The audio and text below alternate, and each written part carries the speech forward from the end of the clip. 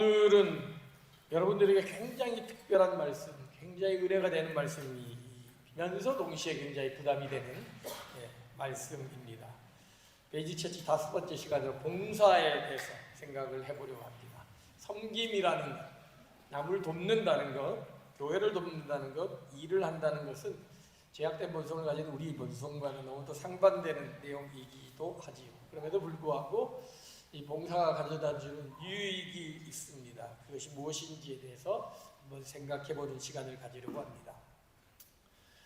교육자 리브스라는 사람이 The Animal School이라는 책을 우화를 썼습니다. 동물학교라는 이 우화의 내용을 보게 되면 한 무리의 동물들이 더 나은 삶을 위해서 보람찬 더 희망찬 미래를 꿈꾸면서 교육을 시작합니다. 그 학교의 교과목이 뭐였냐면 수영하기, 달리기, 오르기, 날기였습니다. 그 동물학교에 입학한 학생 가운데 오리가 있었는데 이 오리는 수영을 잘 하죠. 근데 오리는 잘 달리질 못합니다. 뒤뚱뒤뚱하지요. 그래서 달리기 점수를 올리기 위해서 방과 후에도 남아서 열심히 달리는 연습을 합니다. 근데 그러다 보니 정작 자기의 주특기인 수영조차도 못해서 C로 떨어집니다. 반면에 달리기를 잘하는 이 토끼는 오르기를 잘 못합니다. 수영도 잘 못합니다. 그래서 오르기와 수영을 배우려고 날마다 방과 후에 남아서 수영장에서 열심히 연습을 하느라고 달리기조차 제대로 못하게 되었죠. 오르기가 전공인 다람쥐는 선생이 보기엔 참 넌 영리하고 재주도 많은데 왜 다 오르기밖에 못하냐? 너는 날기도 할 수 있다. 나무에서 한번 뛰어내려서 날아보라고 훈련을 시킵니다. 그 결과 올라가서 날다가 허리도 부러지고 해가지고 제대로 오르는 것도 못하게 되었습니다. 독수리는 날기가 주특기죠. 가장 자연스럽게 멋있게 우아하게 날아가는데 야, 너는 낳는 거 외에 하는 게 뭐가 있냐? 너는 오르기를 연습해라. 다람쥐처럼 저렇게 오르는 거 한번 좀 연습해라는 말에 자존심도 상하고 내가 그래도 하늘의 제왕인데 나르는 거 잘하는데 왜 나한테 오르기를 시키냐 반항하다가 선생님한테 찍혀가지고 결국 문제아로 낙인이 찍히고 말았습니다. 이 동물학교라는 이 우화가 우리에게 일깨워주는 교훈은 분명합니다. 획일적인 교육이 가져다주는 병폐지요.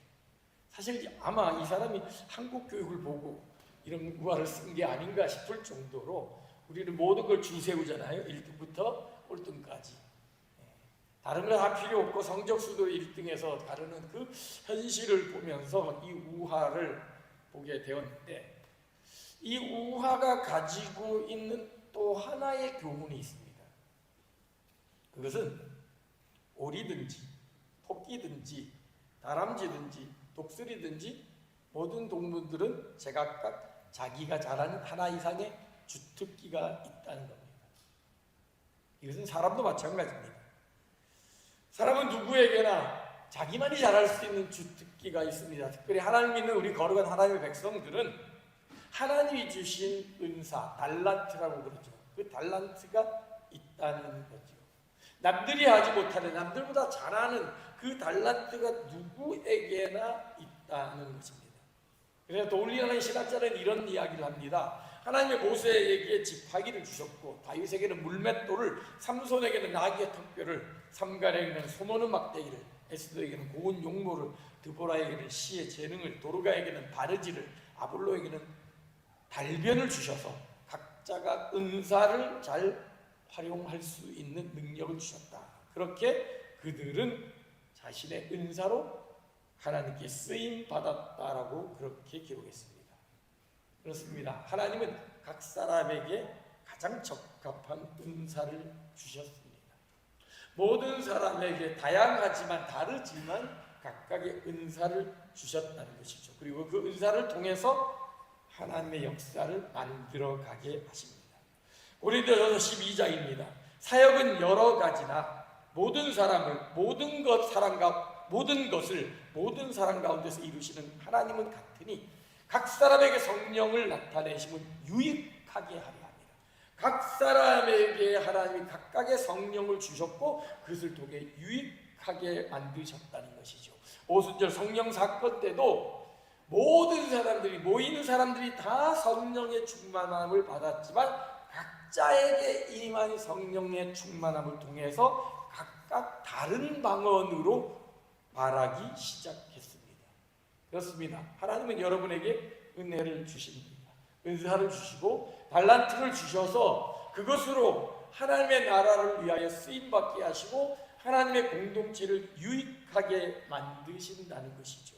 오늘 에베소서가 이 사실을 분명하게 증거하고 있습니다. 본문 7절에 이렇게 되어 있죠. 우리 각 사람에게 그리스도의 선물의 분량대로 은혜를 주셨나니. 분량대로 주셨다는 겁니다. 메시지 성경은 이것을 이렇게 번역했습니다. 우리는 저마다 그리스도의 은혜에 따라 각자에게 알맞은 선물을 받았습니다. 각자에게 알맞은 선물, 각자에게 꼭 맞는 선물을 하나님이 주셨다는 것입니다. 분량대로 은혜를 주셨다.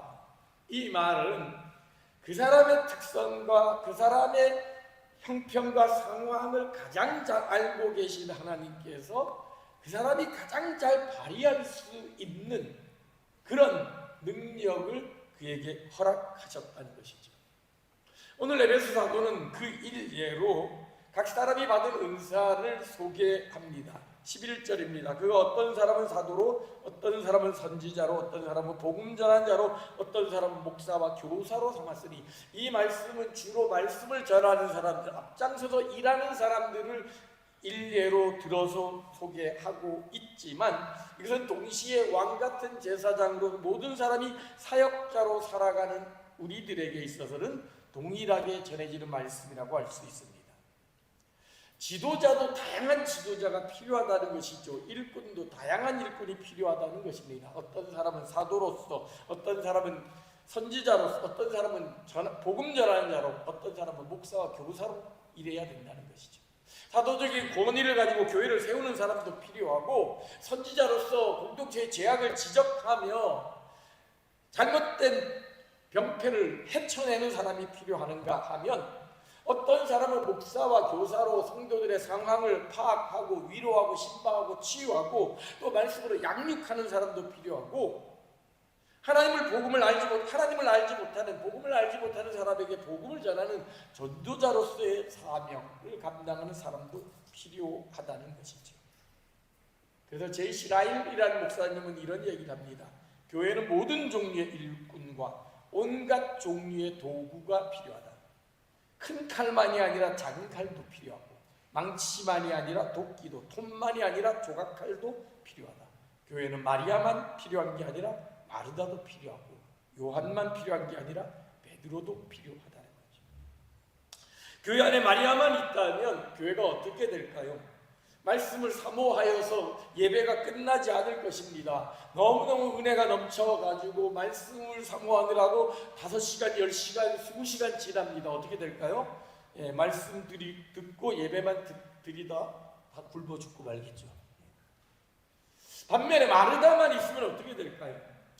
열심히 일합니다. 봉사합니다. 열심히 밥 짓고 성도들을 위해 섬기고 청소하고 하는 수많은 일들을 하지만 말씀이 들어가지 않음으로 말미암아 그 일들이 의무가 되고 부담이 되고 결국 불평과 불만의 조건이 되어버려 교회는 분열 가운데 빠지고 말겠죠. 마르다 역할을 할 사람도 필요하고 마리아 역할을 할 사람도 필요합니다. 요한같이 예수님의 사랑을 받는, 예수님의 말씀을 사모하는 사람이 필요한가 하면 베드로처럼 말씀 듣고 나서서 행동하는 사람도 필요하다는 것이죠. 그래서 교회 안에는 목회자만, 사역자만 있는 것이 아니라 운영위원도 필요하고, 셀리더나 교사도 필요하고, 찬양대원 성가대원도 필요하고, 예배 운영위원들과 청소당번과 다가 담당하는 사람들이 필요한 거죠. 세가족을 담당하는 사람이 필요하면 뒤에서 기도하는 중보 기도단도 필요한 것입니다. 그렇습니다. 교회는 완벽한 사람들이 모여서 완벽한 일을 하는 곳이 아닙니다. 부족한 사람들이 모여서 서로의 부족함을 채워가는 곳입니다. 십자가의 은혜로 구원받은 사람들이 그 받은 은혜를 기억하면서 서로를 세워가는 것이 교회라는 것이죠. 그러기에 은혜가 없으면 이 봉사는 의무가 됩니다. 그러나 십자가의 은혜를 기억한다면 봉사는 예배가 되는 것이죠. 내가 일하는 모든 것이 예배가 되는 것입니다. 오늘 이 자리에서 드려지는 예배뿐만이 아니라 십자가의 은혜를 기억하고 주방 봉사를 하고 교회 청소를 하고 새신자를 대접하고 오는 사람들을 환영하는 이 모든 일들이 예배가 될 뿐만 아니라 십자가의 은혜를 생각한다면 내가 가정에서 설거지를 하고 아이들과 대화를 하고 직장에서 일을 하고 직장 동료들과 담소를 하는 이 모든 것들이 예배가 되어진다는 것이죠. 로렌스 수사라는 분이 하나님의 임재연습이라는 책에서 그 사실을 고백했지요. 자기는 주방에서 일하는 역할을 맡아 불평하는 가운데 성령의 음성을 듣고 주방에서 일하는 것, 설거지하고 그릇을 닦고 방바닥을 쓰는 것이 예배라는 사실을 깨닫고 하나님의 임재연습이라는 책을 쓰게 됩니다. 그렇습니다. 하나님 우리를 일을 하라고 부르셨습니다. 근데 그 일을 하는 것은 하나님이 주신 은혜를 기억하면서 그 감사함으로 일할 때 우리의 일하는 모든 것은 예배가 된다는 것이죠. 오늘 본문은 이 사실을 우리에게 분명하게 이야기해 주고 있습니다. 우리에게 은혜를 주신 목적이 무엇이냐, 은사를 주신 목적이 무엇이냐, 본문은 세 가지를 이야기합니다. 첫 번째 12절, 성도를 온전하게 한답니다. 두 번째, 봉사의 일을 하게 한답니다. 세 번째, 그리스도의 몸을 세우려 하심이라 합니다. 헬라의 원어상으로 구조를 보게 되면 앞에 나와 있던 말씀을 가르치는 자들, 목사와 선교사와 복음 전환자와 사도와 같은 사람이 성도를 온전하게 한다는 겁니다. 그래서 그 성도들이 봉사의 일을 하게 함으로 말미암아 그리스도의 몸을, 교회를 세우게 된다라는 그런 구조로 되어져 있습니다. 오늘 우리는 이 사실을 단편적으로 보면서 한 가지를 살펴보려고 합니다. 먼저 성도를 온전하게 한다는 겁니다. 하나님 우리에게 은사를 주신 목적이 무엇이냐? 성도를 온전하게, 즉 우리의 잠재력을 이끌어내어서 주님의 주신 일을 감당할 수 있는 부족함이 없는 사람으로 훈련시켜 준다는 겁니다. 그래서 RSV 성경은 성도를 무장시킨다는 겁니다. 하나님이 우리에게 찬양을 잘하는 은사를 주셨어요. 하나님이 우리에게 다른 사람을 위로하고 상담하는 은사를 주셨어요. 하나님이 나에게 몸을 잘 쓸 수 있는 은사를 주셨어요. 이것들을 통하여서 내가 견고한 군사가 되어져서 하나님이 주신 능력으로 어떤 세상의 유혹이나 환란이나 핍박에도 넘어가지 않도록 온전한 사람, 완전한 사람, 강인한 사람으로 만들어 준다는 것입니다. 그러기에 이 말은 다른 의미에서 부족한 것을 채운다라는 의미이기도 합니다. 하나님이 우리에게 은사를 주신 것은 나에게 부족한 것들을 채워주셔서 그것으로 하나님의 나라를 세우게 하기 위함이라는 것이죠. 그래서 종종 뭘 봉사하세요, 이런 일 좀 하시죠. 그러면 제가 능력이 없어서 제가 어떻게 할 수 있을까요?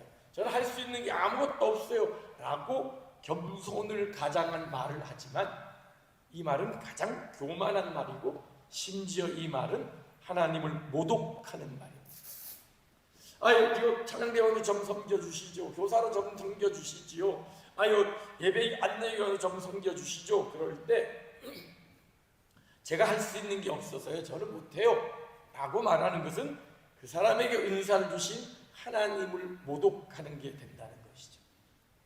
하나님은 그 일을 할 수 있는 능력을 주셨습니다. 하나님이 우리를 이곳 스웨덴에 보낸 것도, 하나님이 우리를 직장에 보내고 학교에 보낸 것도, 하나님이 이런 사람을 만난 것도, 이러이러한 일들을 하게 한 것도 다 하나님의 섬세한 계획과 섭리 가운데 그 일을 맡긴 것입니다. 사실 제가 짧게 직장 생활을 할 때 전혀 저에게 안 맞는 일을 맡게 되었습니다.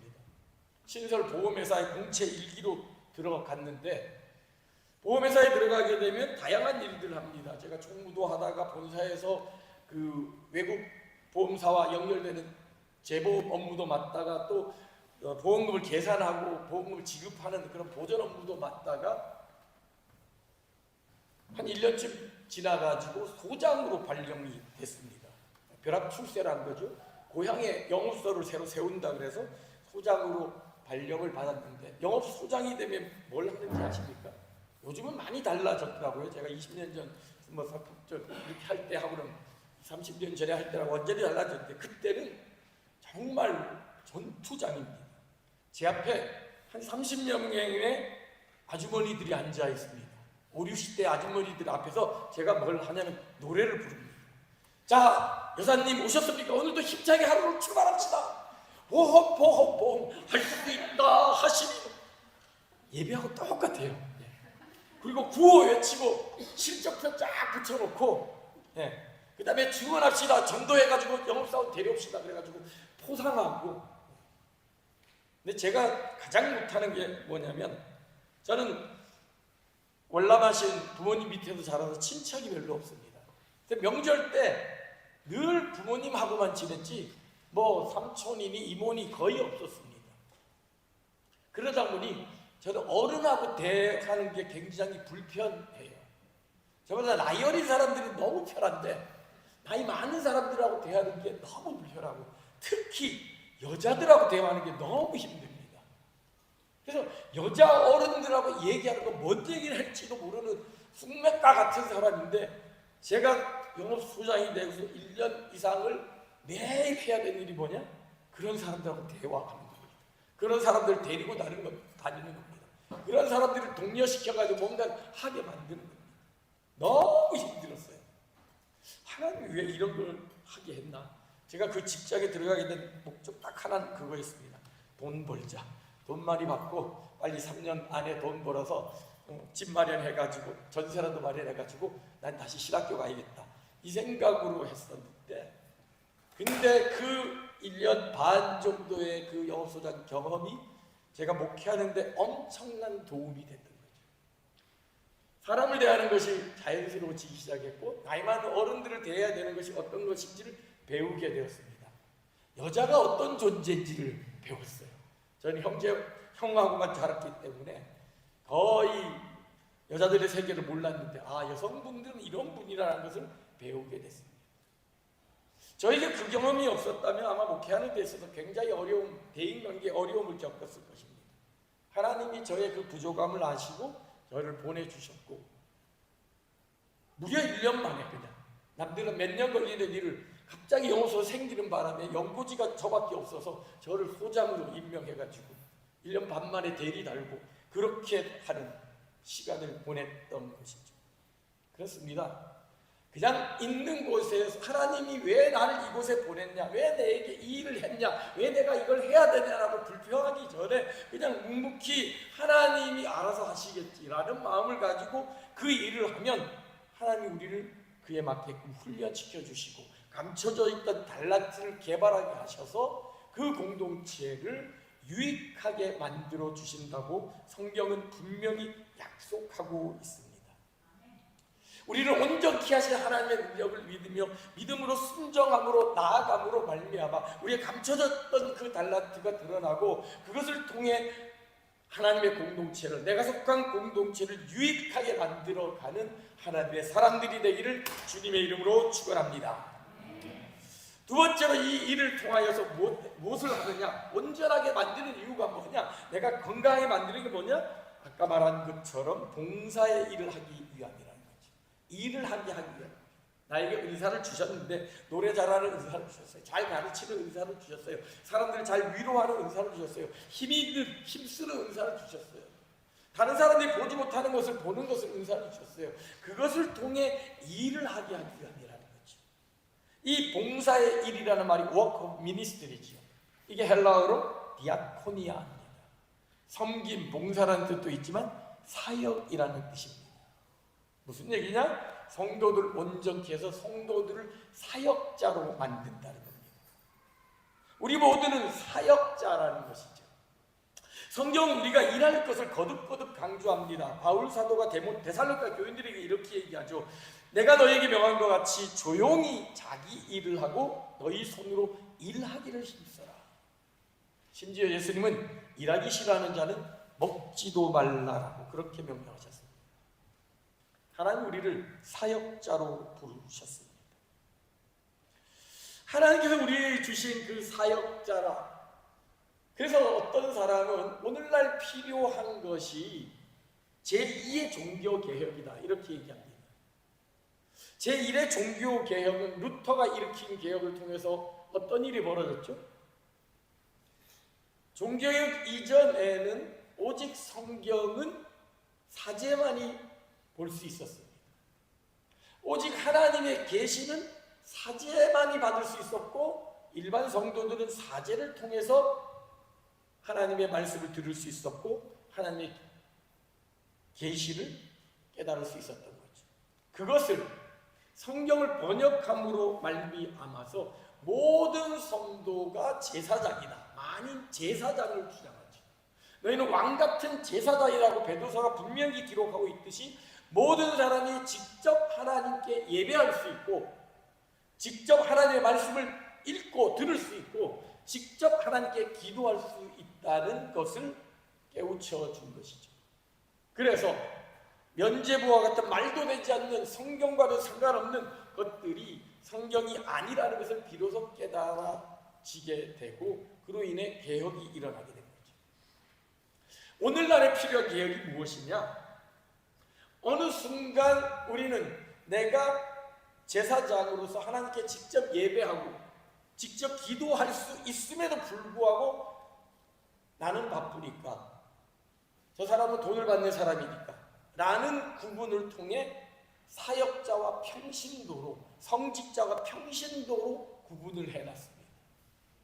여러분 성경에 평신도라는 말은 없습니다.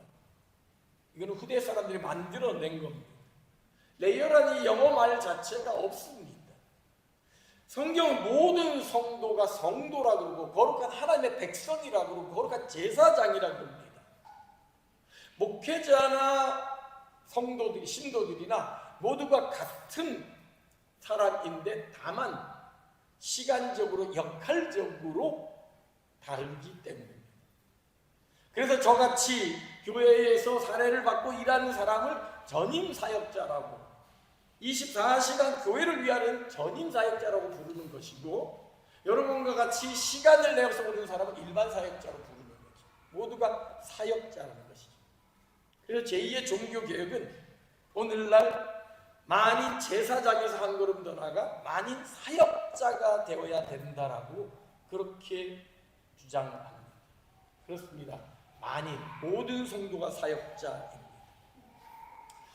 이번에 내어드리는 그 봉사 청지기 지원서에서 나와 있듯이 우리가 사역자가 되어서 각각의 역할을 감당할 때 하나님의 교회가 건강해지는 것입니다. 실제로 이렇게 건강에 성장하는 교회 중에 특징 중에 하나가 뭐냐면 교회 안에 구경꾼이나 방문객이나 말썽꾼보다는 일꾼이 훨씬 더 많다는 것이죠.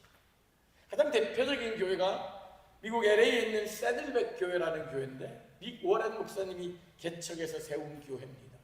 굉장히 급성장해서 수만 명이 모이는 교회인데 이 교회의 특징은 수평이동한 신자보다는 새로 예수님을 믿어 구원받아 성도가 된 사람이 훨씬 더 많습니다. 그런데 그 교회의 특징 중 하나가 뭐냐면 출석 교인보다도 등록 교인이 더 적습니다. 등록한 교인보다도 출석한 교인이 훨씬 더 많다는 거예요.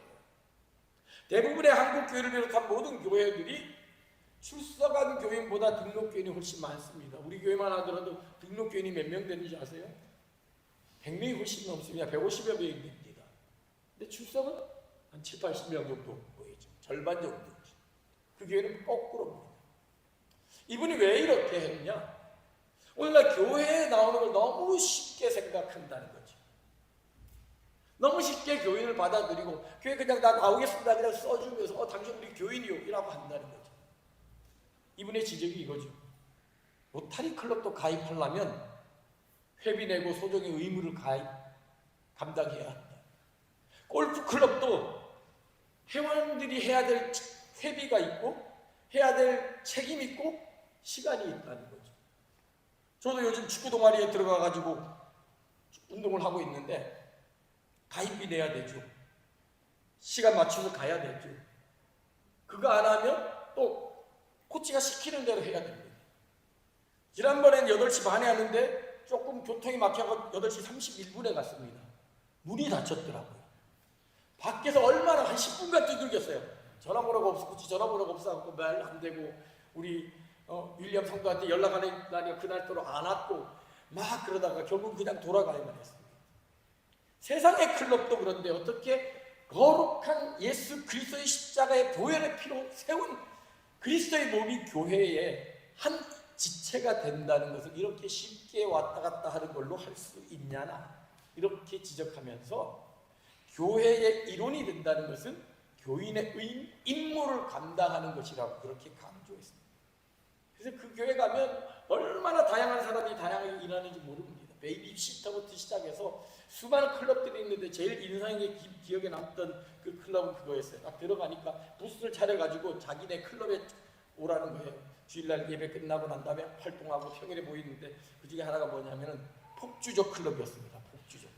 가서 딱 봤더니 머리도 벌써 이렇게 되고 귀에다 뭐 하고 가죽 잠바 입고 막 이런 사람이 와가 있더라고. 궁금해가지고 딱 봤더니 하는 사연인지 자기가 폭주족이었는데 예수 믿고 구원 받았는데 목사님이 봉사하라 그러니까 할 건 없고 자기가 재주는 없고 하다 보니까 아 그래 폭주 좋아하는 애들 오토바이 클럽 애가 잘하니까 이걸 모아야겠다 이래가지고 모아가지고 주일이나 토요일날 되면은 한번 폭주하자 그래갖고 서부 해안을 한 바퀴 돌고 오고 뭐 거기 가서 뭐 피크닉하고 그런 모임을 갖는다는 거예요.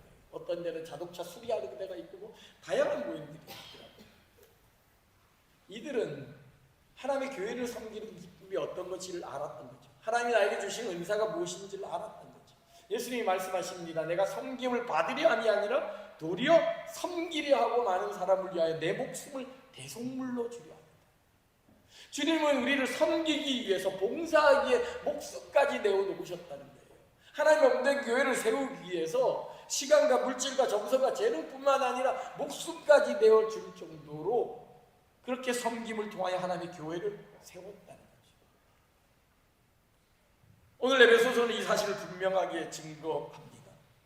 12절입니다. 이는 성도를 온전하게 하여 봉사의 일을 하게 하며 그리스도의 몸을 세우려 하십니다. 결국 이 하나님 우리에게 은사를 주신 이유가 무엇이냐? 이를 통해 하나님의 교회를 세운다는 거죠. 이 봉사라는 것, 이 섬김이라는 것은 십자가의 은혜, 주님의 그 구원의 은혜를 기억한다면 기쁨으로 감사함으로 예배로 생각하며 할 수 있어요. 근데 의무로 한다면, 부담으로 한다면, 은혜 없이 한다면 그것은 결국 마음의 짐이 되어지고 그것은 오히려 공동체를 해하게 하고 자기 자신을 해하게 할 뿐입니다. 유명한 찬양사역자가 있습니다. 호주의 힐송교회에서 찬양사역을 했습니다. 매일같이 열심으로 찬양했고 많은 사람들이 그 찬양에 은혜를 받았습니다. 그런데 담임 목사님 보기에는 뭔가 문제가 있다는 것을 깨닫습니다. 기도하는 가운데 그 찬양사역자를 불러서 원면을 합니다.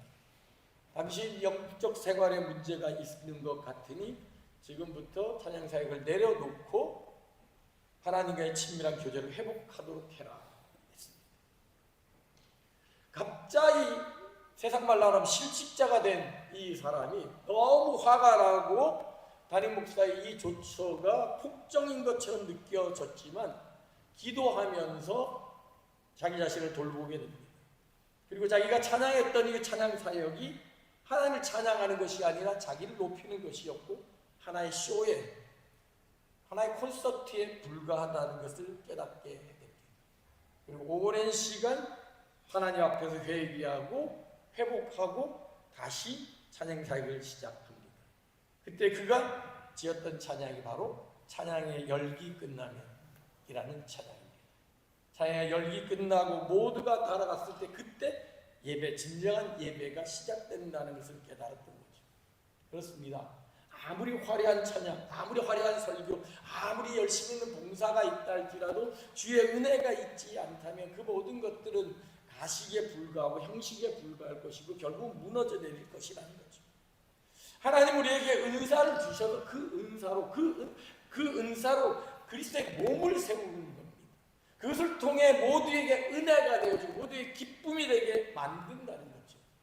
그렇기 때문에 하나님의 집을 짓는 방식은 세상의 집 방식과 다릅니다. 그것을 가장 잘 보여주는 것이 한옥집입니다. 일반적인 집을 지을 때, 저도 이번에 이사하고 나니 뜯어고쳐야 때가 너무 많더라고요. 못질해야 되고 뜯어내야 되고 다시 끼워 맞춰야 되는 부분들이 너무너무 많은데, 일반적으로 집을 지으면 못질을 하죠. 나사를 넣고 도라이를 넣어가지고 합니다. 그래서 연결시킵니다. 이것을 우리 몸에 비유하면 상처를 주는 거죠.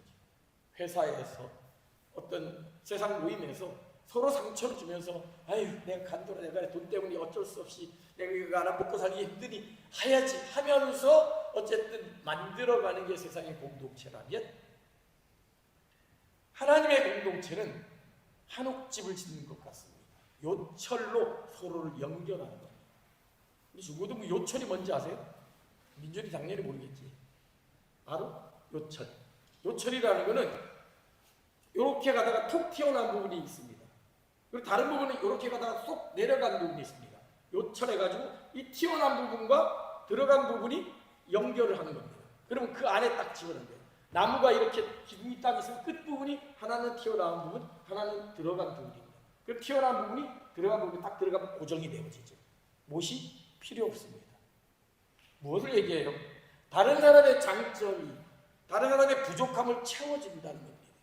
나의 부족함이 있다 할지라도 다른 사람의 장점을 통해 보완이 되어지고 나의 장점은 다른 사람의 부족함을 보완해 줍니다. 교회는 바로 이런 곳이라는 거죠. 그렇기 때문에 교회 안에는 완벽한 사람이 없습니다. 완벽한 사람은 이미 천국으로 하나님을 데리고 가셨겠죠. 교회는 완벽한 사람들이 완벽한 일을 하는 완벽한 공동체가 아닙니다. 부족한 사람들이 모여 부족하지만 서로를 용납하고 서로를 용서하고 서로를 보완해 줌으로 말미암아 온전함을 만들어가는 것, 그것이 교회라는 것이죠.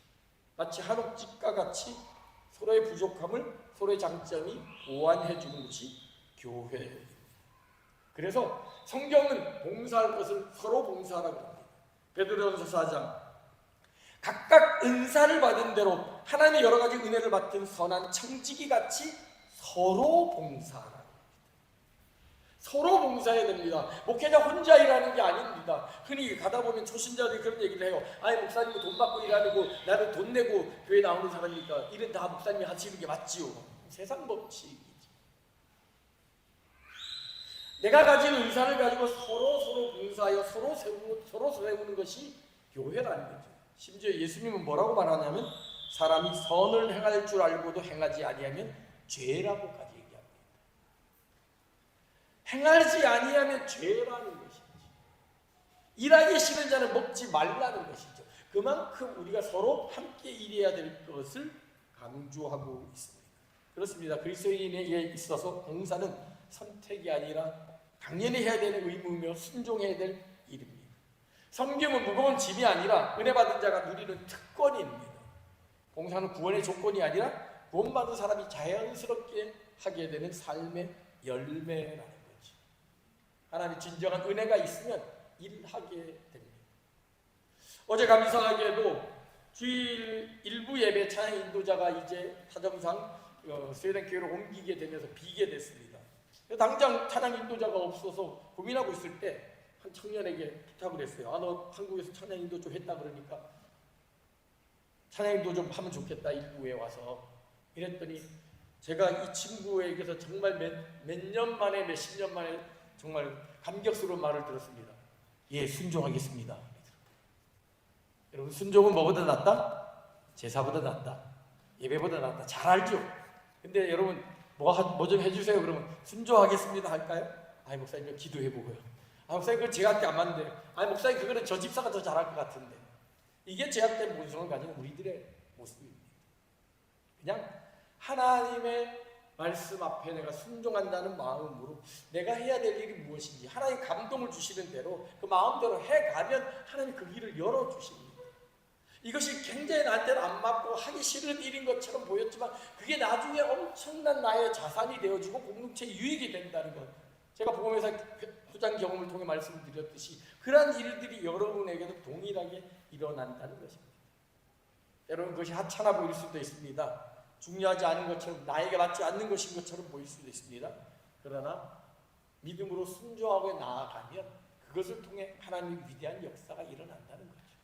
다윗이 들에서 양을 칠 때 형들은 멋진 일들을 하고 있었지만 그럼에도 불구하고 그들의 충성을 다했을 때 거기서 사자도 물리치고 곰도 물리치고로 말미암아 나중에 골리앗까지 물리칠 수가 있었던 거죠. 말씀을 마무리합니다. 남가 이승우 선생이 세운 오산학교라는 학교가 있습니다. 일제 식민 지배하에서 민족의 인재 양성을, 민족 교육을 시킨다는 목표로 세워진 학교였는데 그 마을에 한 청년이 있었는데 굉장히 똘똘한 친구지만 집안이 가난해서 남의 머슴살이를 하고 있었습니다. 머슴살이를 하는 가운데 이 친구가 특별히 잘하는 게 뭐냐면 마당 청소와 설거지는 물론이거니와 주인의 요강을 아주 깨끗하게 씻겨 놓는 것이었습니다. 우리 중고등부 아이들이 요강이 뭔지 모르죠. 요강, 화장실 변기예요. 이동용식, 큰 그릇이 쌓여진 그릇 위에서 용변을 보고 나면 그걸 누군가가 비워야 됩니다. 그 일을 너무 잘 하는 거예요. 주인이 보고 있으니까 이 친구가 참 성실하기도 하고 똑똑하기도 해가지고, 야, 내가 너를 학비를 대줘서 학교를 다니게 하겠다 해서 오산학교로 보냅니다. 오산학교에서 인정을 받아가지고 유학을 보내게 됩니다. 그래서 평양에 있는 숭실학교를 보내서 거기서 대학 공부를 하게 합니다. 그리고 그 친구가 대학을 마치고 다시 오산학교 선생으로 부임하고 그리고 제자 양성에 힘쓰게 됩니다. 그 청년을 통해서 배출된 인재가 주기철 목사님, 한경직 목사님, 함석헌 목사님 같은 그런 목회자들이고 수많은 독립운동가들이 그 청년의 영향으로 민족의 지도자가 됩니다. 바로 그 사람이 조만식 선생입니다. 이 조만식 선생이 항상 제자들에게 당신이 어떻게 그렇게 위대한 인물이 되고 이 나라의 지도자가 됐습니까? 라고 질문을 하면 항상 그렇게 대답했다 그럽니다. 여러분이 사회에 나가거든 요강을 닦는 사람이 되십시오. 요강을 닦는 사람이 되십시오. 무슨 얘기인가요? 남들이 하기 싫고 귀찮하고 사소하고 보잘것없는 것이라 할지라도 최선을 다해서 그 일을 감당한다면 결국 하나님이 쓰신다는 것입니다. 그럼 마태복음 25장에 보면 달란트 비유가 나오죠. 1달란트, 2달란트, 5달란트. 제가 처음 이 비유를 들을 때만 해도 1달란트는 조금 받았으니까 열받아가지고 다른 사람보다 적게 받았으니까 일 안 한 거 아닌가 하는 그런 생각도 했습니다. 그런데 성경을 연구하다 보니 1달란트가 굉장한 금액입니다. 1달란트는 1년 연봉의 15년에서 20년에 해당하는 연봉에 해당하는 돈입니다. 수십억의 돈이죠. 수십억의 돈을 가지고서 무슨 일이든 할 수 있습니다. 근데 1달란트 받은 사람은 자기가 가진 것을 하찮게 생각했습니다. 주인을 오해했습니다. 그리고 그냥 땅에 묻어두었습니다.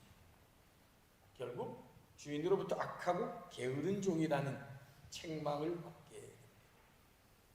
혹시 나는 나에게 주어진 은사를 1달란트라고 생각하고 땅에 묻어두는 그런 실수를 저지르고 있는 것은 아닌지 돌아보아야 합니다. 하나님 우리에게 은사를 주시어서 성도를 온전하게 하고 봉사의 일을 하게 하고 그래서 그리스도의 몸 하나님의 교회를 세우게 하는 하나님의 나라를 세우게 하는 일들을 하게 하기 위하여 우리에게 은사를 주셨는데 나는 여기 잠시 왔다 가는 방문객인데 아니 나는 가진 게 별로 없는데 나는 힘이 별로 없는데 나는 나이가 들었는데 나는 재주가 없는데 라는 수많은 이유로 그냥 구경꾼으로만 앉아 있는 것은 아닌지 돌아봅니다. 하나님 우리에게 주셨습니다. 가장 알맞는 은사를 주셨습니다. 가장 적합한 은사를 주셨습니다. 어떤 할머니는 80이 다 되어서 내가 할 수 있는 게 뭐가 있냐라고 그렇게 한탄했지만 사실 그분은 목회자에게 가장 큰 힘이 되는 분이었다는 사실이 알려지게 되죠. 나중에 이 한탄하자 목사님이 이렇게 얘기합니다. 권사님은 제가 주일에 올 때마다 늘 언제나 밝은 표정으로 저를 맞이해 주시는 그것으로 제가 사역을 감당할 수 있다. 집안에서 안 좋은 일이 생길 때, 육체적으로 피곤할 때, 정신적으로 영적으로 힘들 때, 올 때 권사님의 얼굴 한번 보는 것으로 회복이 되었다라고 그렇게 고백을 했다고 합니다. 어떤 분은 내가 할 수 있는 일이 없기 때문에 골방에서 기도하는 것을 통해서 그 교회를 세울 뿐만 아니라 온 세계 열방을 움직이는 용사가 될 수도 있습니다. 하나님이 쓸데없이 은사 주신 것도 없고 쓸데없이 안 준 것도 없습니다. 각양각 사람에게 알맞는 은사를 주셨고 그 은사를 통해 성도를 온전케 하고 봉사일을 하게 해서 하나님의 나라 교회를 세우게 한다는 것이죠. 오늘 본문의 말씀을 현대어 성경으로 다시 읽어드립니다. 하나님께서 이렇게 우리들에게 최선을 다할 수 있는 능력을 주신 까닭이 무엇이겠습니까? 그것은 우리들 하나님의 백성이 하나님을 위해서 더 열심히 일할 수 있게 하여 그리스도의 몸인 교회를 힘있고 성숙하게 하시려는 것입니다.